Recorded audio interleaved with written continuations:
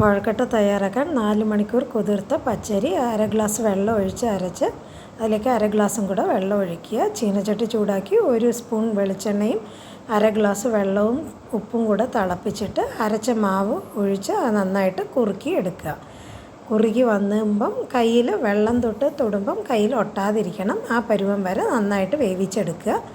അതിൽ 2 സ്പൂൺ വെളിച്ചെണ്ണ ഒഴിച്ച് ചൂടോടുകൂടെ തന്നെ നന്നായിട്ട് കുഴച്ച് തണുക്കാനായിട്ട് മാറ്റി വയ്ക്കും. പൂർണ്ണം തയ്യാറാക്കാൻ 3/4 ഗ്ലാസ് ശർക്കര 1/4 ഗ്ലാസ് വെള്ളത്തിൽ നന്നായിട്ട് തിളപ്പിച്ച് അരിച്ച് അതിലേക്ക് 1 ഗ്ലാസ് തേങ്ങയും കൂടെ ഇട്ട് നന്നായിട്ട് വറ്റി വരുമ്പോൾ ഏലക്കയും വറുത്ത അണ്ടിപ്പരിപ്പും ബദാമും കൂടെ ചേർത്ത് ചെറിയ ഉരുളകളാക്കി മാറ്റി വയ്ക്കുക.